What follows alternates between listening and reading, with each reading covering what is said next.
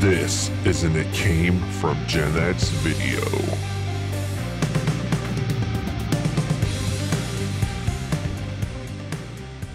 Okay, this day in music, guys, in 1992, we had a song that spent 17 weeks at number one. To this day, I still think it's one of the worst number one songs I've ever heard in my life. Now, this is offensive, Keith, what you're about to say. It's very I offensive, agree. so Mhm. be ready. I know so many people that love this song, and I can't stand it, but Achy Breaky Heart went to number one for 17 weeks. I consider it one of the worst number one songs ever. But hey, anybody writes a hit song, you get a little bit of respect from me. So, guys, I Sure. looked up what the worst number one songs in history are, and I was shocked at the list. So I thought it'd be kind of fun if we went down memory lane and looked at some of these and hear what you guys thought. So they got the 16 worst number ones in history, and I got to tell you, I am shocked at number 16 because say what you will about this band. This was a great and well-written song, I thought, by them. But number 16 was Every Rose Has Its Thorn by Poison. Skinner. Oh. What do you think, man? Not my favorite Poison song, but I don't know why it's on the top 16 worst songs. Well, it sounds good, but most importantly, the lyrics are outstanding. I mean, Yeah. they really wrote a great song if you listen to the lyrics of that. I agree. Yeah, like I said, it's not my favorite, but I don't agree with that. That shouldn't be on the list at all. Fish. I agree. One of the all-time best 80s ballads, period. That's it. Yeah. He has great, like you say, it's great guitar, great vocals, great lyrics. It should not be on that list. All right, here's the band I could not get into at all. Number 15 with Arms Wide Open, Creed. Really? Now there's where we disagree with you.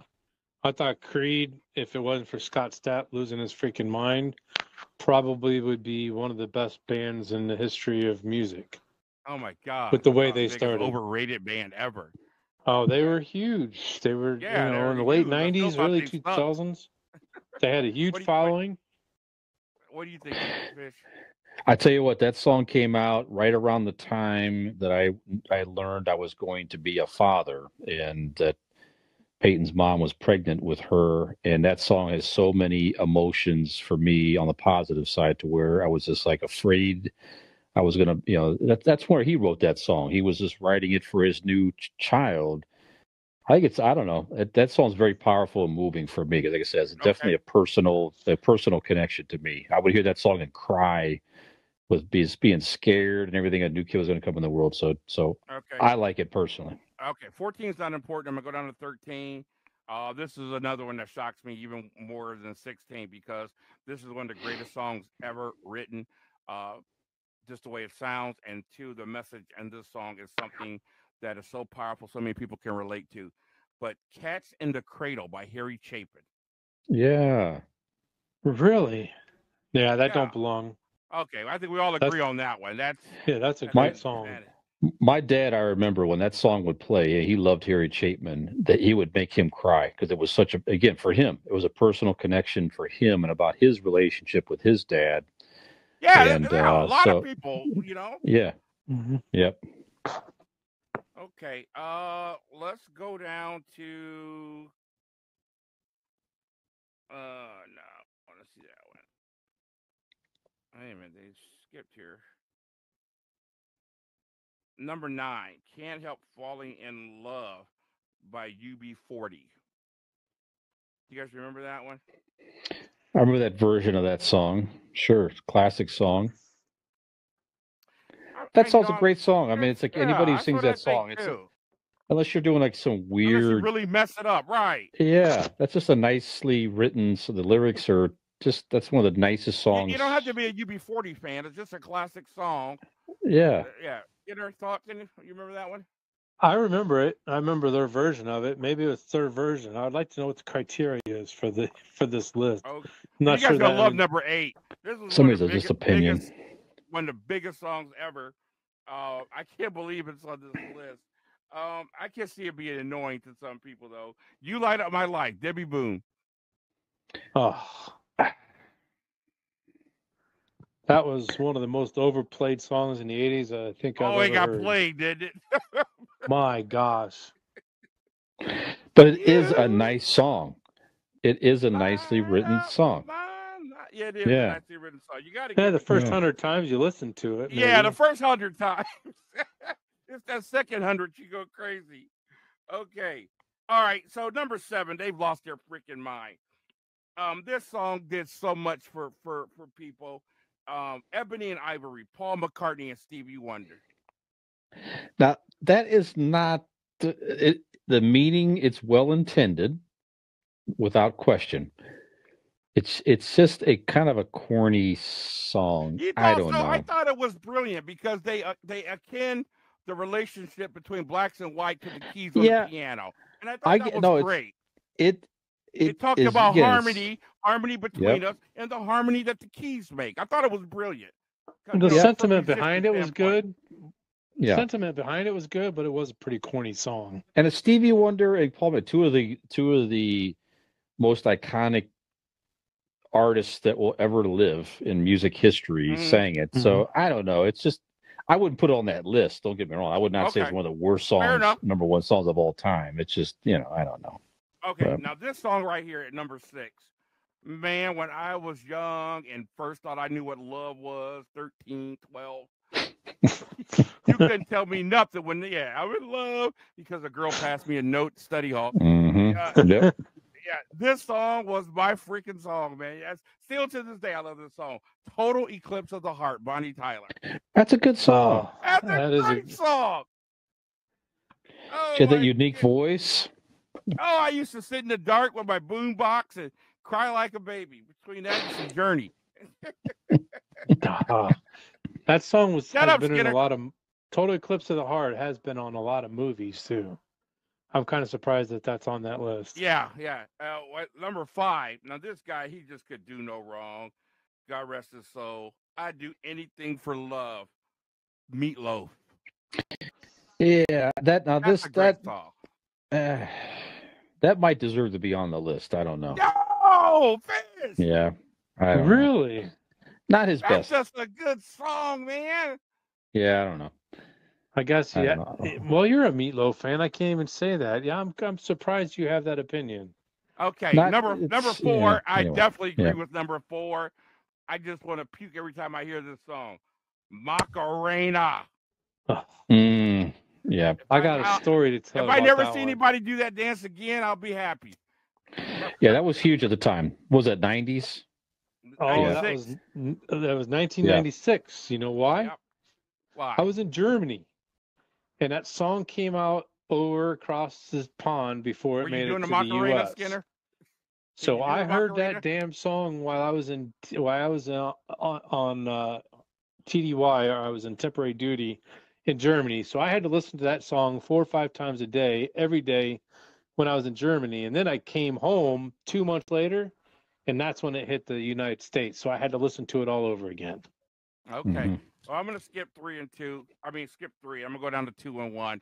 I don't know who made this list because number 2 is a good sounding song, and number 1 is one of the greatest pieces of music ever made. Number 2 is We Built This City by Starship. Horrible song. Horrible. Yeah, I have to agree with that Fish on that one. I like this song. There's something pleasing to the ear by. I don't know. No. I like singing it when it comes on. That song is so choppy. It's like you're chopping blocks with the lyrics on that thing. Yeah, I agree with Fish on that one totally. You know what? Because you have that opinion, the next 4 weeks, no podcast earnings for you for 4 solid weeks. That song $0. might as well had a robot singing it. That thing was so bad. What if I told you Nicolas Cage sang on it? I would still say the same damn thing. Okay, that song angers me when I hear it. It's horrible, terrible, terrible. God, and you think about Starship. That was like the polar opposite of their stuff when they were hard rocking. When they were Jefferson Starship. Starship. Yes, that was the polar opposite. They grew up. My That's God. what they evolved into. That's all. Well, they should have stayed kids. Terrible. Okay. All right. I can't wait to hear what you guys say about this one. Number 1. We Are the World. USA for Africa. Bullshit. 1985. Absolute bullshit. You know, Boy, you're just a little cusser today, aren't you? I got to call BS on this one. What You in like the that earth song? is this song on number one? That song is one of the greatest songs, the most fun songs. The biggest collaboration of artists of all time. Grammy and it's winners. ranked the worst song in history by whoever wrote this. Grammy winner, and it had iconic voices that you just knew who was singing it. You know what I'm saying? You know what? Knew it was Steve Perry. You knew it was Willie Nelson. You knew it was Michael. You knew it was Lionel. Come on, man. I'd never need to hear that song again as long as I live. Never. Well, you know It's what? fine. For like It's 10, fine. For 15, 20 years, I felt that way because that It's song got fine. wore out. But It's I like fine. hearing it now because I don't hear it often. But that song got wore out to death. It was. I mean, listen. It was well intended. Don't get. It was. They wrote it. I mean, I don't care about you wanting to hear the song. Does it belong on the list?